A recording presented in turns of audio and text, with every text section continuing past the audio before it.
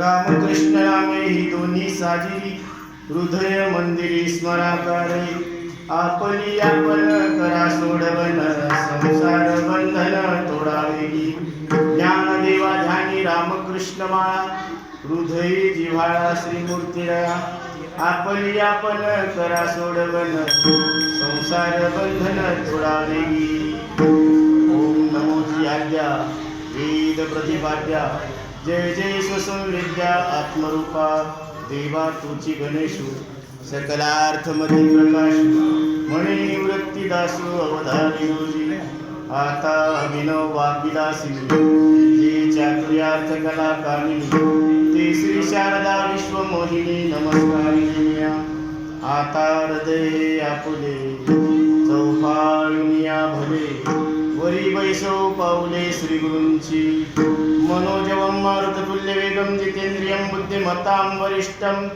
वातात्मजं वानरयूथमुख्यं श्रीरामदूतं शरणं प्रपद्ये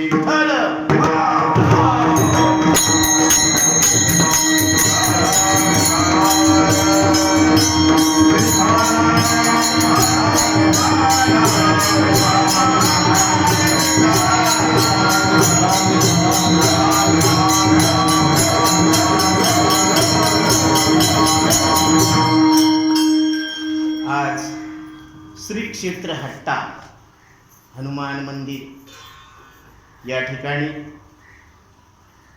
अशोकराव राऊत यांच्या नियोजनाखाली नगर भोजनाचा कार्यक्रम संपन्न होत आहे आणि त्यानिमित्तानं कीर्तन रूपी सेवा आपल्याकडे आलेली आहे. हनुमंतरायाची कृपा आपल्या प्रत्येकावर झालेली आहे आणि त्या कृपेचा एक उदाहरण किंवा परिणाम काय आहे तर प्रभू रामचंद्रांची भक्ती. कारण प्रभू रामचंद्रांची भक्ती ही प्रत्येकाच्या अंतःकरणामध्ये राम आहे, राम आता आहे, राम इथं आहे, प्रत्येकाच्या हृदयात राम प्रगट आहे. फक्त त्या रामाची ओळख करून घेण्यासाठी हनुमंतरायाला आपल्याला शरण जावं लागणार आहे. शरण शरण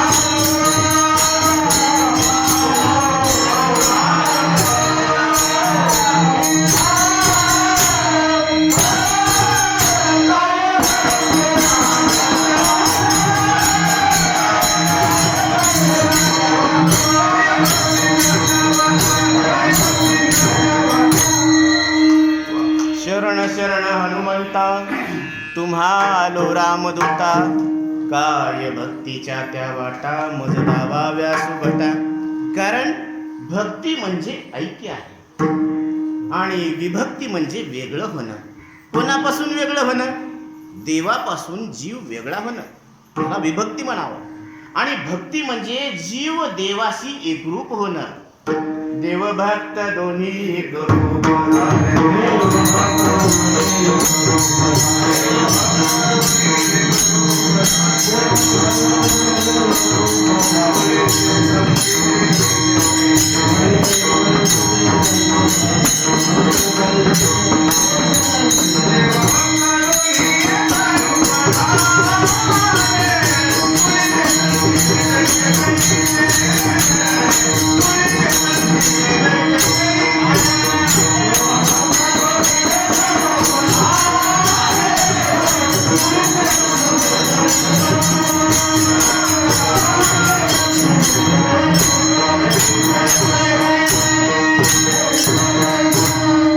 भक्ती म्हणजे देवाशी ऐक्यत्व पावणं.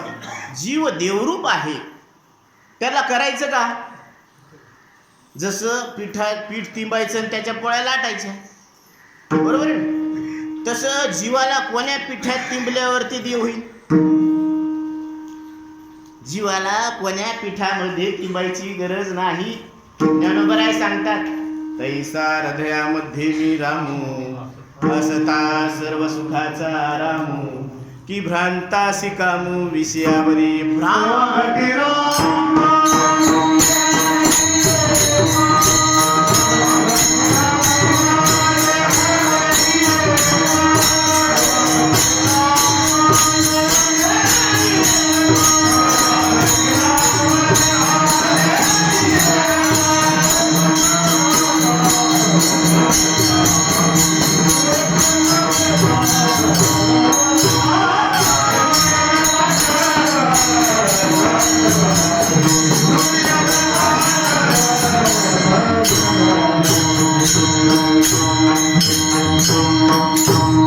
प्रत्येक जीव हा स्वरूपानं परमात्मा आहे आणि त्याला मी परमात्मा आहे असं कळून घेण्याचा संपूर्ण अधिकार स्वतः नारायणानं प्रदान केलेला आहे.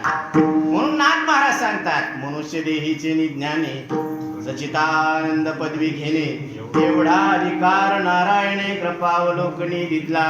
प्रत्येक मनुष्य देहात आलेला जीव जशी कुठलीही ज्योत ही अग्नी स्वरूप आहे, बरोबर आहे ना? ती पंथीची आहे, न तेलाची आहे, न वातीची आहे. ती कोणाची आहे? ती ज्योतीची आहे. नाही, ती ज्योती स्वरूप आहे. मग मंदिरात तेवत असणारा दिवा, त्या दिव्यावरची ज्योत सुद्धा कोण आहे? अग्नीच आहे. आणि स्मशानामध्ये मुडद्याला जाणारा अग्नी तरी कोण आहे? अग्नीच आहे. का तो अमंगल अग्नी आहे ना हा मंगल अग्नी? भेद आहे का? नाही. तसा मुंगीच्या शरीरातला जीव आणि ब्रह्मदेवाच्या शरीरातला जीव आणि मनुष्य देहातला जीव कसा आहे? एकच आहे. आणि जीव कोण आहे? देवरूप आहे. जीव वगे देव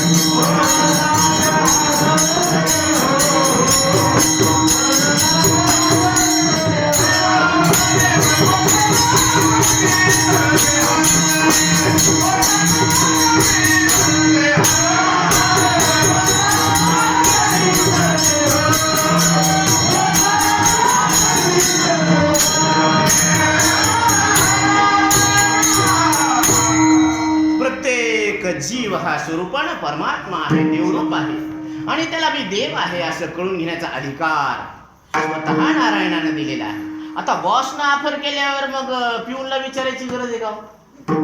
मग मला परमार्थ करण्याचा अधिकार आहे का नाही असं कोणाला विचारायची गरज नाही. कलियुगी उद्धार हरिजन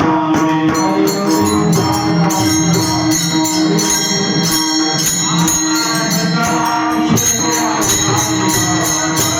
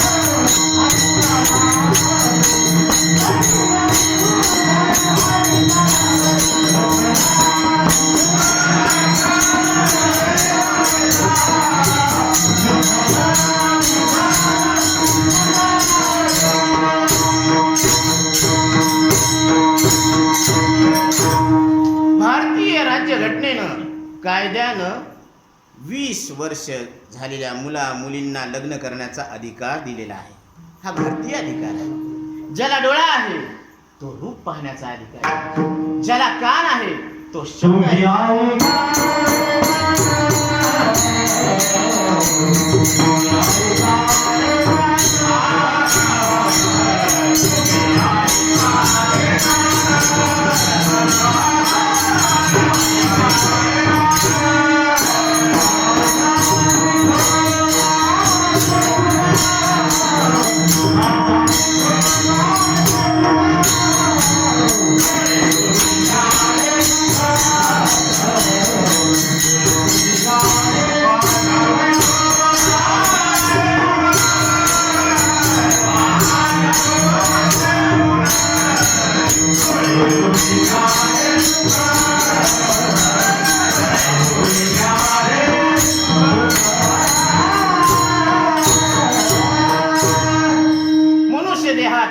प्रत्येक जीव हा अधिकार घेऊन आलेला आहे. आता मला परमार्थ करण्याचा, देवदेव करण्याचा, देवाचं नाव घ्यायचा अधिकार आहे का नाही असं कोणाला विचारायची गरज नाही, असं लक्षात घ्यायची गरज आहे. म्हणून महाराज सांगतात की एक जहागीरदार होता बरं का, त्याचं पोरग माझ्यासारखं येड. ते म्हणे हे गोरख येड राहील, सगळी प्रॉपर्टी सांभाळायची, त्याचं लग्न करून दिलं. त्याला एक बायको आणली. आता ती काय, तिनं लक्षात घेतलं की हे भोळे इकडे. मग ती काय म्हणायची त्याला, ह्या पा मी जागीरदारी आणि तुम्ही जागीरदार. ती म्हणायची हो बरोबर, तू जागीरदारी आणि मी जागीरदार.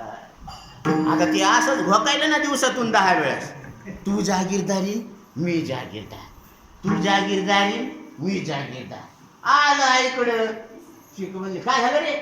ती म्हणजे आई आई ती काय म्हणायली, मी जागीरदारी तुम्ही जागीरदार. ते म्हणले येड्या, तू तिच्यामुळं जागीरदार नाही, तू आमचाच जागीरदार आहे. उलट तुझ्यामुळं, तू तिचा स्वीकार केल्यामुळं तुझा जागीरदारपणा तिच्यात घुसला.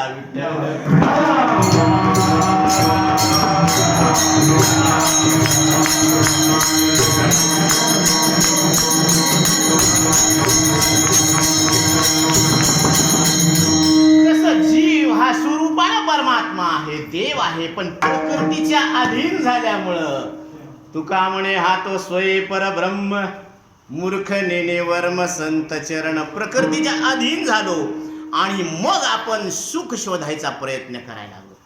तर कुठं भेटणार आहे सुख? अहो सच्चिदानंद तुम्ही अंगानेच आहे शितू अंगा अंगी डोळे उघडी. तुम्ही अंगानच परमात्मा आहे. गुळ कुणीकून गोड आहे बरं? नाही गुळ कुणीकून गोड आहे. सगळी कुणीकून बी खा, त्याला खालून खा, वरून खा, आजून खा, बाजून खा, सर्वांगी साखर.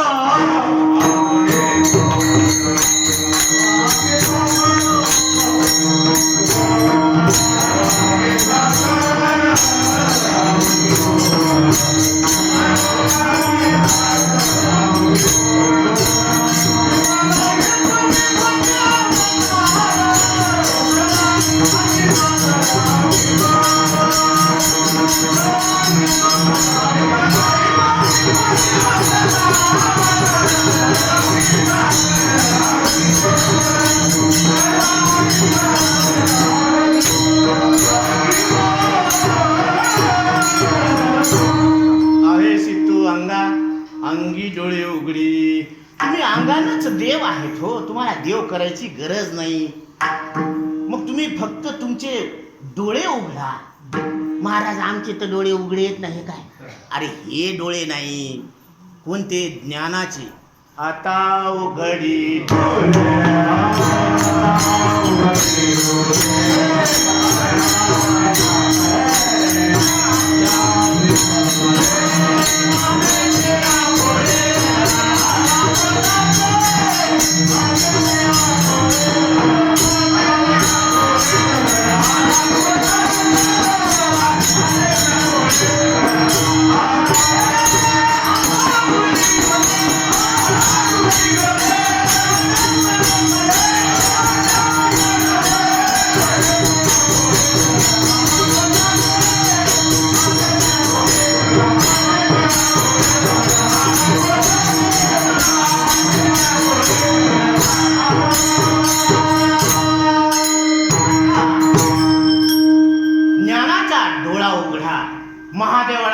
तिसरा डोळा आहे आणि तो जर डोळा उघडला तर सृष्टी जळून खाक होते.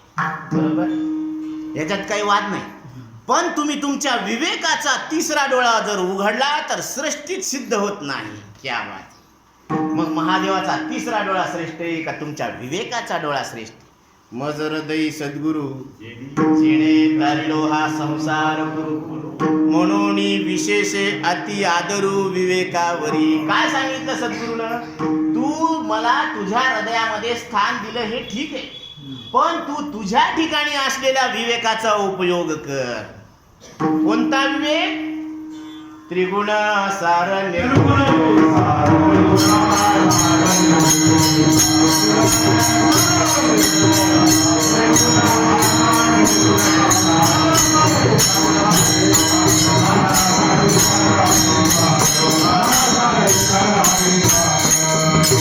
त्रिगुण आसार, तीन गुण रजोगुण तमोगुण आणि सत्वगुण हे काय आहेत? आसार. मग लोक भोग शरीर हे पंचमहाभूताच्या तमोगुणाचे परिणाम, प्राण कर्मेंद्रिय हे पंचमहाभूताच्या रजोगुणाचे परिणाम आणि ज्ञानेंद्रिय अंतकरण हे पंचमहाभूताच्या सत्वगुणाचे परिणाम. हे बाजूला सारा. आणि या सगळ्यांना जाणणारे तुम्ही एकमात्र कसे आहात? निर्गुण परमात्मा आता इथं प्रगट आहात. ज्ञानदेव म्हणे निवृत्ती निर्गुण. माझे श्रीगुरु निवृत्तीनाथ साक्षात निर्गुण परमात्मा आहेत. एवढंच नाही, दिधले संपूर्ण माझे हाती. का ठेवले आपल्या खिशामध्ये? ठेवले आपल्या खिशामध्ये नाही, दिधले संपूर्ण माझे हाती. म्हणजे तू सुद्धा निर्गुण परमात्मा आहे असं मला सद्गुरु निवृत्तीनाथ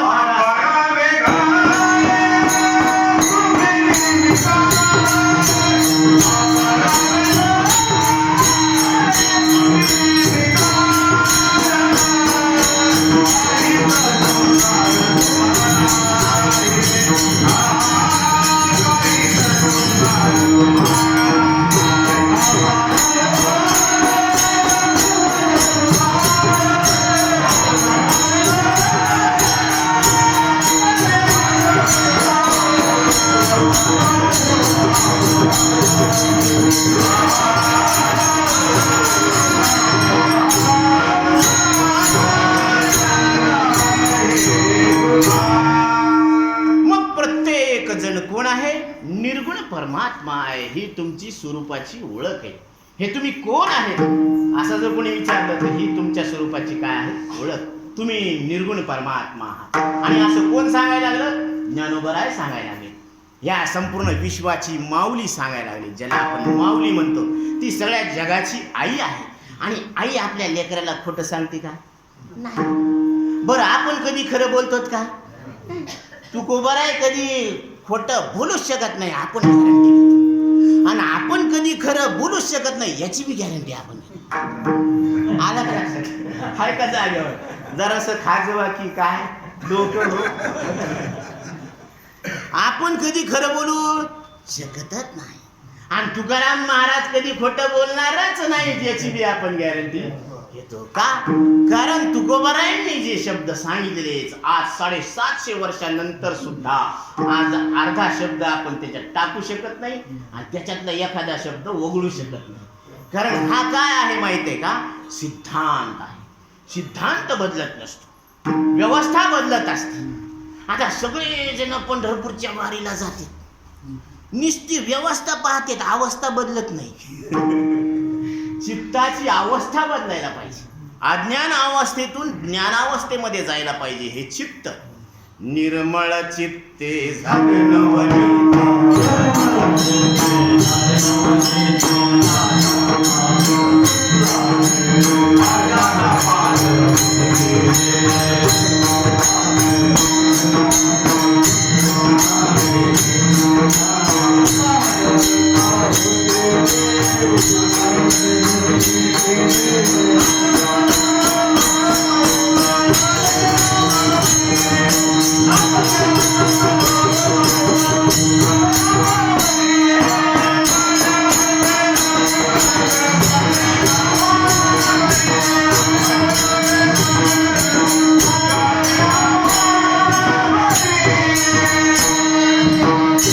Thank you. पंढरपूरची वारी केल्यानंतर काय फळ मिळतं? कारण पंढरपूरला जात असताना रिकाम्या मुखानं जात नसते.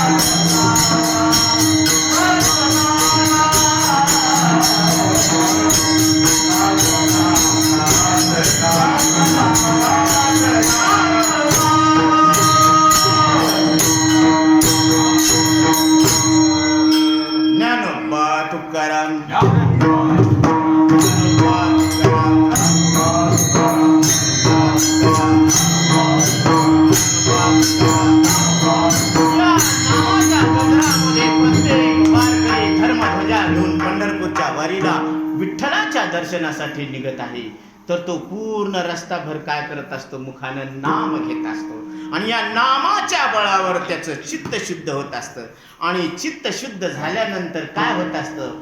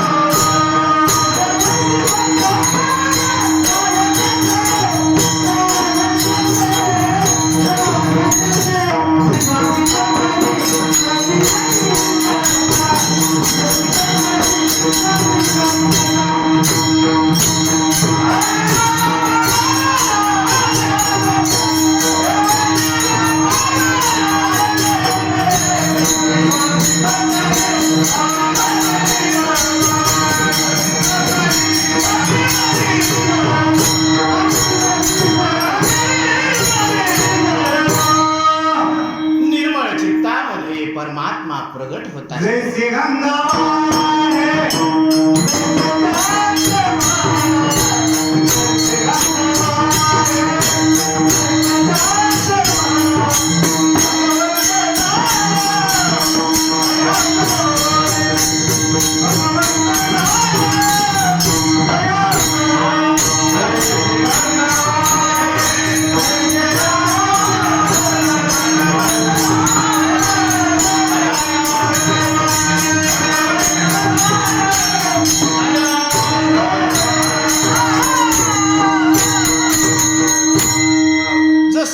आरसा स्वच्छ असल्याबरोबर त्याच्यामध्ये जो पाहणारा व्यक्ती आहे त्याचं तोंड कसं दिसतं?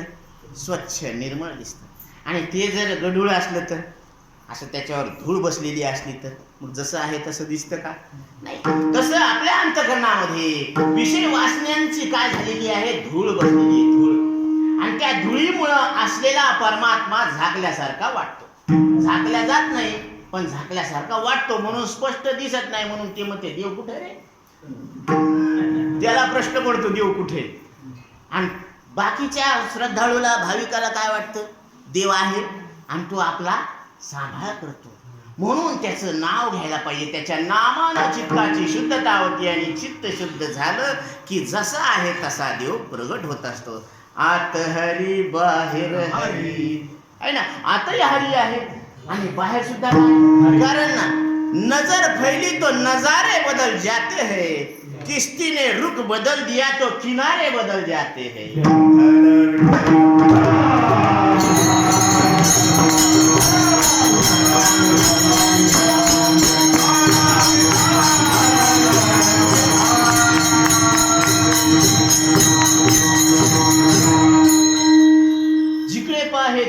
सर्वमय गोविंद काय गा विठोबा आता तुझं म्हणावे. म्हणजे जिकडं पाहावं, जिकडं दृष्टी टाकली तिकडं कोण दिसायला लागलं? देवच दिसायला. का बगडा देखे हरेरा देखे तुझा बंधुहीने केला. देखे हरेरा देखे तुझा बंधुहीने केला. ठाणे मन मोहनलाल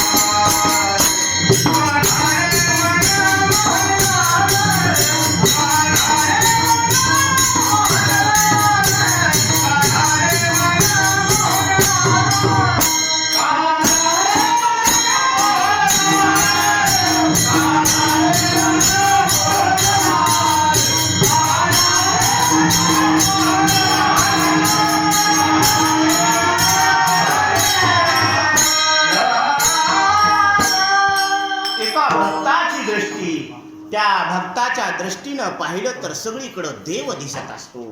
आणि एका विषयासक्त जीवाच्या दृष्टीनं पाहिलं तर त्याला सगळे विषय दिसत असतात. मग कोणा जीवाला ज्याच्या मनात जे विषय खेळत असेल तीच विषय भोगत असते. आता दिवसभर बाजार केला त्यानं आरवीस का दिस आरवीस का दिस असं दिवसभर बोंबललं ते. आता ती झोपेमध्ये पोथीला आलं नाही तर झोपलं ते तिथं बी तसंच आलू. मी म्हणलं इथं काय आलू आहे का कांदे कुठं बाजारे. पण दिवसभराचे संस्कार त्याला झोपू देत नाही. तसं विषयाच्या नादी लागलेलं मन त्याला स्वस्थ बसू देत नाही. विषयाओढी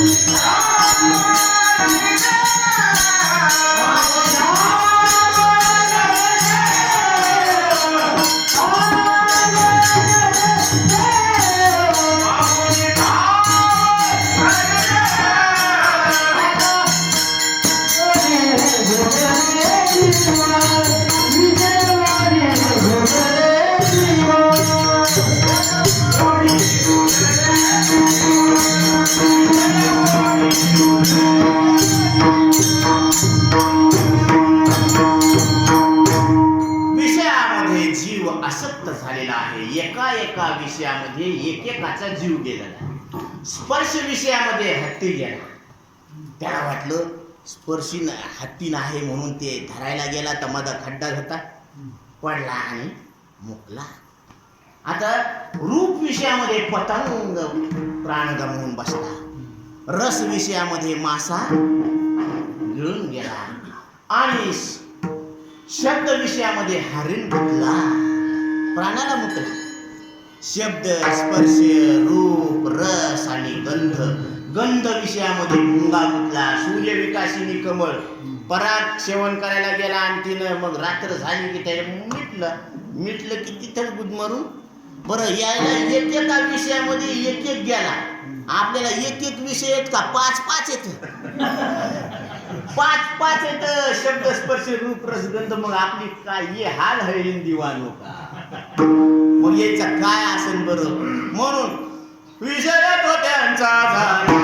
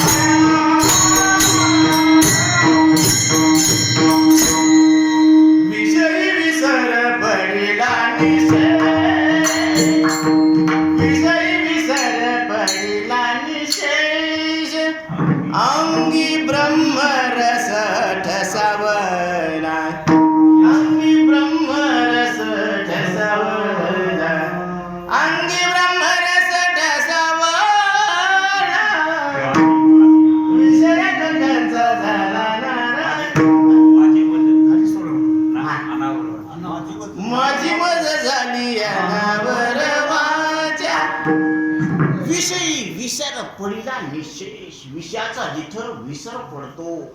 आता आपल्याला विसर पडला तर झोपीत पडतो, नाही तर 24 तास विषयातच आहे ना माणूस, आहे ना. मग विषयामध्ये जर मन भरकटलेलं असलं तर ते देवाकडे कसं लागेल? मग त्याच्यासाठी एक सोपं साधन सांगितलं साधू संतांनी, तुम्ही नाम घ्या. आणि कोणतं नाम घ्या हे पहिल्या चरणात सांगतात.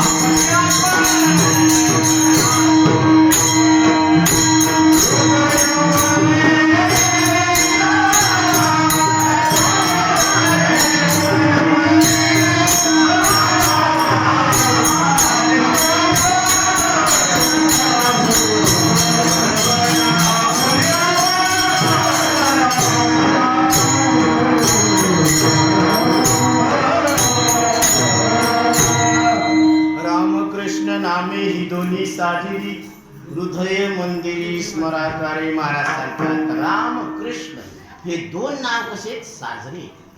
आता प्रत्येकाचं नाव आहे पण ते साजरे आहे का? नाही. नाव जरी शांताबाई असले तर एक क्षण दम धरत नाही, शांत बसत नाही. नाव काय? शांताबाई. नाव काय तर गंगाधर, आंघोळ नाही महिनाभर.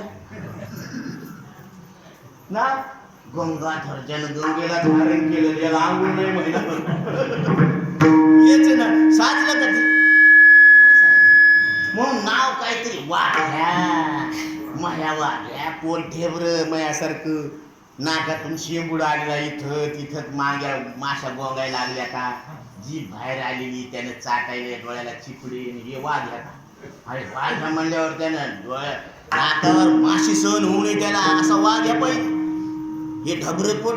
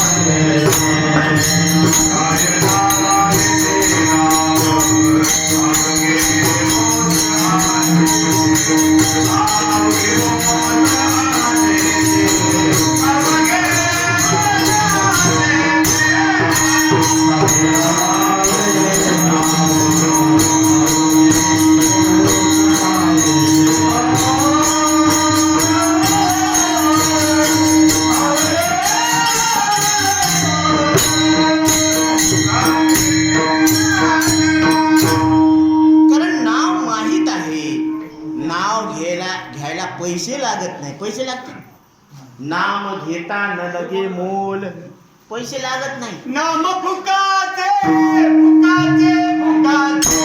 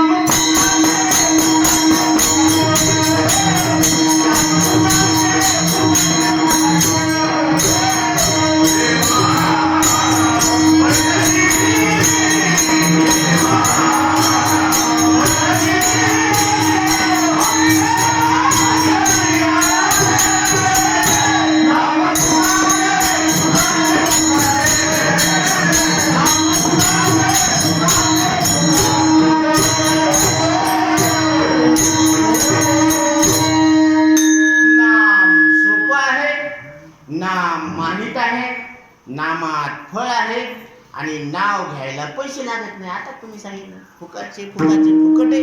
विठ्ठल विठ्ठल म्हणायला काय पैसे लागले? काहीच लागत नाही. माहित आहे, फळ आहे, आता आहे, इथं आहे, साक्षात फळ आहे. मुखी नाम हाती मोक्ष ऐशी साक्ष बहुतांची, अशी बऱ्याच जणांची साक्ष ऋषी मुनींची, की जे नाम घेतल्याबरोबर काय झाले? नाम जपले वाल्मिकाने,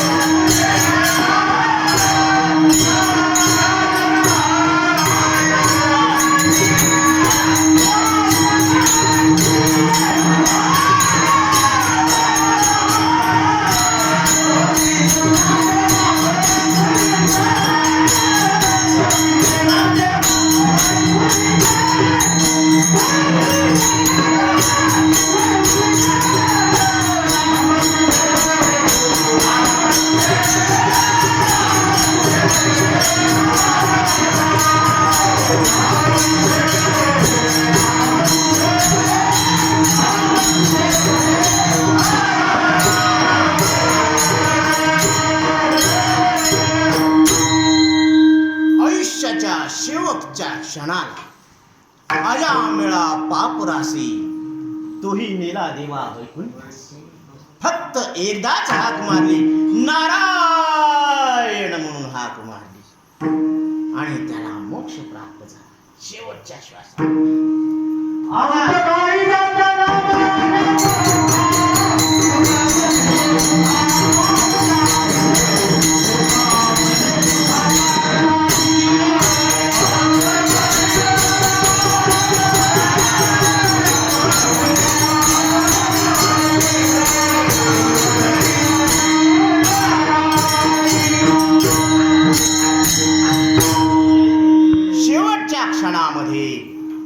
अजामिळानं काय केलं? आपल्या नारायणाला हाक मारली. आता यमदूत सुद्धा आले आणि विष्णुदूत सुद्धा आले. आता चर्चा पहा, चिंतन पहा, फार गोड चिंतन आहे. विष्णुदूत म्हणायला लागलेत की ही आमची आसामी, यमदूत म्हणायला लागलेत ही आमची आसामी. तुम्हाला माहित नाही यानं जन्मभर पाप केलेले, वेश्यागमन जे नाही. आता तुम्हाला काय सांगावं, पण यानं सगळे पापच केलेले, इथून तिथून मिथून, इथून तिथून पाप केलेले यानं. म्हणून हे काही लिहायच्या लायकीचा याला आमच्या हवाली करा.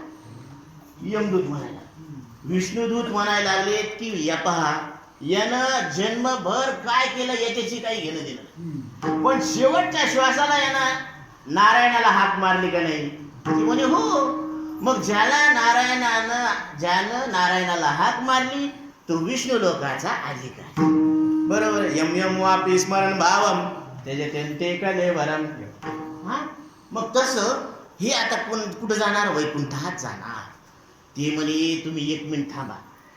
तुम्ही म्हणाले यानं विष्णूचं नाव घेतलं, यानं विष्णूला नाही नाव हाका मारली हो, याच्या पोराचं नाव नारायण आहे. तिथं युक्तिवाद लढवला बरं का. यमाच्या दूतांनी काय केलं? तिथे युक्तिवाद लढवला की ही आमची असं मी जाऊच देऊ नये. पण विष्णू दूतांनी सांगितले हे पहा तुम्ही म्हणता ठीक आहे त्याच्या पोराचं नाव नारायण आहे, पण त्याच्या पोराचं नाव नारायण ठेवण्यापूर्वी हे नारायण नाम कोणाचं होतं? ते विष्णूचं. मग यानं डायरेक्ट कोणाला हाक मारली? श्रीहरी विष्णूला. मग ज्यानं श्रीहरी विष्णूला अंतिम समयी हाक मारली तो मोक्षाचा अधिकारी. पण ती घडलं, पण अंतिम समयी आपल्या मुखातून नाव येईनच याची काय गॅरंटी? आमच्या इकडे कीर्तनात लोक देव विठ्ठल विठ्ठल म्हणत नाही. काय भक्तीची सीमा आहे. हो ना, जनाबाईच्या गौऱ्या विठ्ठल विठ्ठल म्हणायच्या, वीरभद्राचे हळ शिव शिव म्हणायचे. आणि अर्जुन ज्यावेळेस झोपायचे ना, त्याच्या रोमारोमातून श्रीकृष्ण श्रीकृष्ण असा ध्वज निघायचा. काय भक्तीची सीमा आहे. म्हणून निदान जोपर्यंत आपण संतांच्या संगतीत आहोत तोपर्यंत तरी मुखानं काय करा, विठ्ठल विठ्ठल असा ध्वनी बोला. विठ्ठल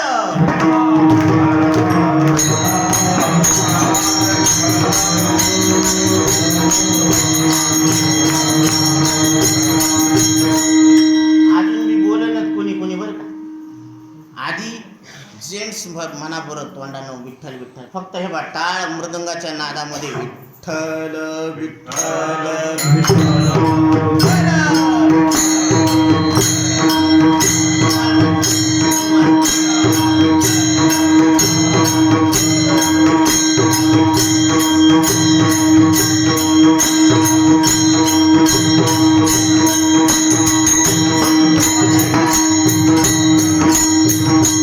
आवाज नाही ऐकू आला? बरं तुम्ही गप्प बसा. ते म्हणाले तुमच्यापेक्षा आमचा आवाज भारी. बरं ठीक आहे, टाळ आणि मृदंगाच्या नादामध्ये हा विठ्ठल विठ्ठल.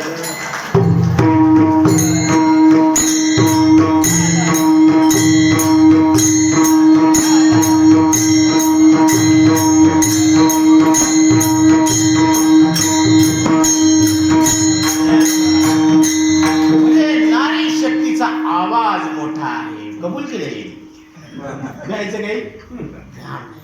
कारण मीराबाई सुद्धा, ती सुद्धा भगवान श्रीकृष्ण परमात्म्याचं नाव ऐसी दागी लगन मीरा हो गए मगन वो तो गली गली हरी गुन गाए नहीं जो गली चली आयो में पुरानी दीवानी गाने लगी महलों में पड़ी बन के जो गंचली बन के जो गंचली बन के जो गंचली बन के जो गंचली बन के जो गंचली दीवानी दीवानी गाने लगी महलों में पड़ी जो गंचली. मीरा राणी आयुष्यभर देवाचं नाव घेत घेत राहिली. राणाने विष दिया मनोमरीत पिया. राणाने विष दिया मनोमरीत पिया. मीरा सागर में सरिता समाने लगी. मीरा सागर में सरिता समाने लगी. वो तो गली गली गली गुन गाने लगी.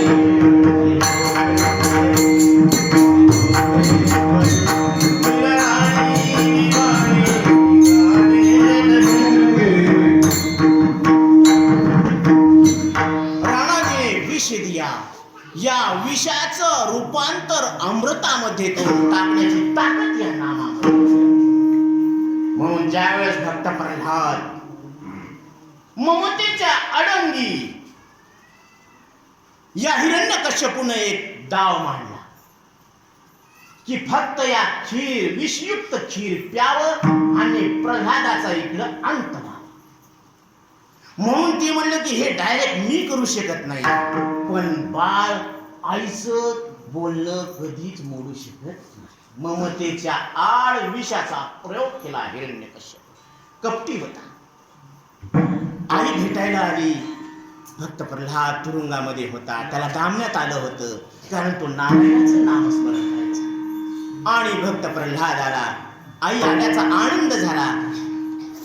आई आई म्हणून त्यानं हाक मारली आणि आई बाळाजवळ गेल्यानंतर बाळाला कडेवर घेतलं आणि आई काय खाऊ आणला मला? तर आईला सांगितलं, आई आई मला काय खाऊ आणला? आईने सांगितलं, बाळा तुझ्यासाठी तुझ्या वडिलांनी खीर पाठवलेली आहे. परंतु तो बाळ अनभिज्ञ होता. त्याला माहित नव्हतं की या खिरेमध्ये विष कालवलेलं आहे. परंतु नामाची ताकद पहा, त्या विषाला सुद्धा अमृत करण्याची ताकद त्या नामामध्ये होती. आणि ती विष प्राशन करून सुद्धा बाळ भक्त प्रल्हाद जिवंतच आहे. ही नामाची ताकद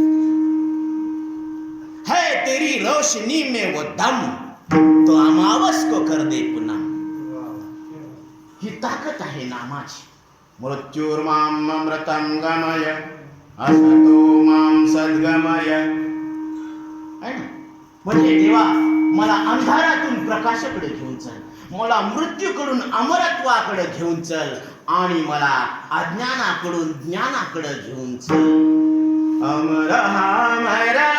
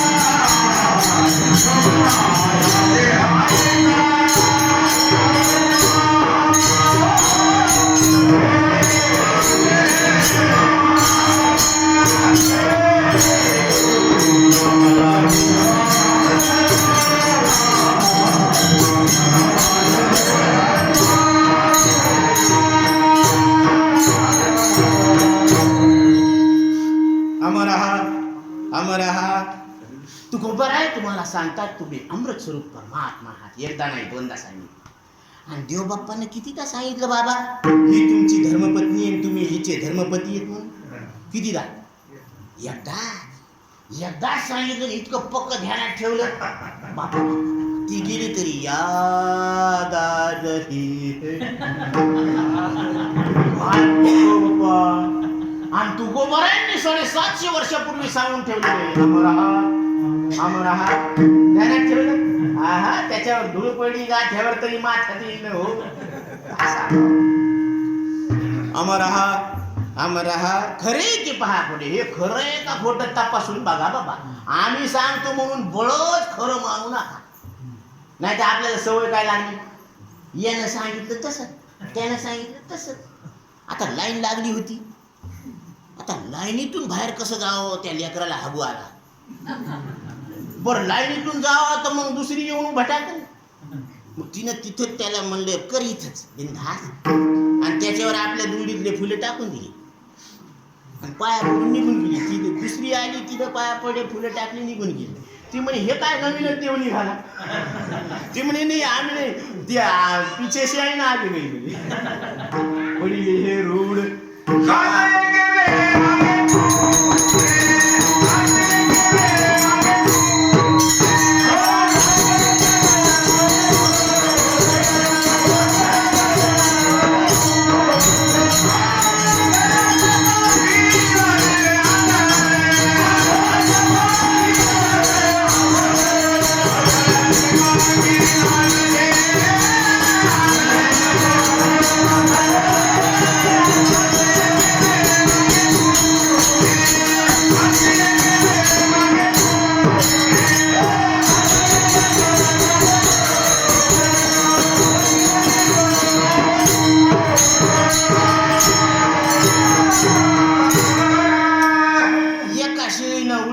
की सगळ्या मेढ्या त्याच्या मागं. तसं चला ग बाया, पुढं चालायचं काही मिळ नाही. तिनं फुलं टाकले म्हणून ही फुलं टाकली. म्हणजे आंधळ दळीत कुत्र पिठ अशी जागा ती. म्हणून त्यांनी सांगितलं की बाबा नाम चांगलं आहे, नाम माहीत आहे, नामात फल आहे आणि तुम्हाला घेता येतं. म्हणून घेता येतं ना, मग घ्या ना. म्हणून तुका म्हणे जे जे बोला ते साधे या विठ्ठला. तुम्ही त्याला अल्लाह म्हणा, गॉड म्हणा, जेजस म्हणा, विठ्ठल काय म्हणायचं तुम्हाला जे आवडेल ते म्हणा.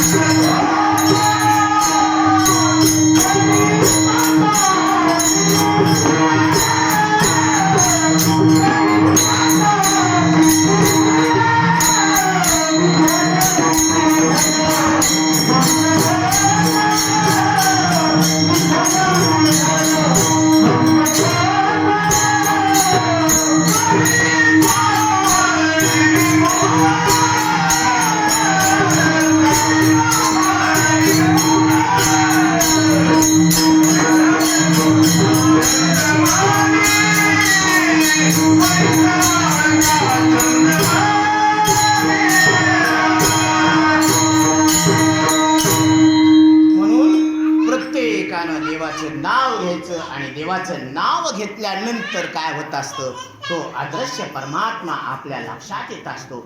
म्हणून तुकोबाराय सांगतात, आम्ही म्हणतो म्हणून बळच खरू मानू नका, खरे की पहा कोठे न म्हणा देह माझा ऐसा, मग भरवसा करे. मग आपल्याला जो देह मिळाला का मिळवला, नाही हे देह जे आला ना आपल्याला, ते मिळाला का मिळवला.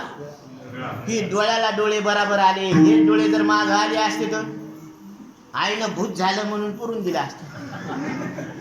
नाकाला नाक आलं, तोंडाला तोंड आलं, बरोबर दात अशी आली का राक्षसावाली, शिंग आली का नाही आली ना, बरोबर जशाला तसं आलं. ही कोणाची कृपा आहे, ईश्वराची कृपा आहे.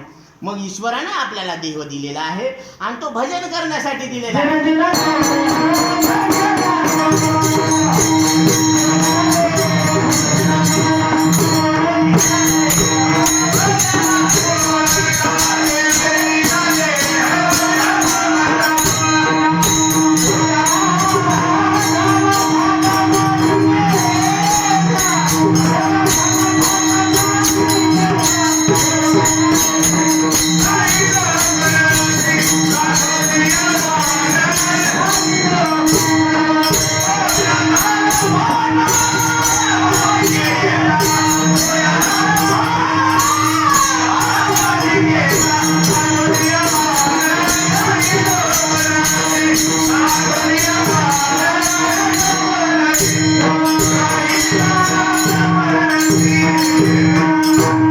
इतका चांगला नरदेह मिळाला आणि त्याच्या देवाचं भजन करायचं, तर हे विषयाचं भजन करायचं चालू आहे.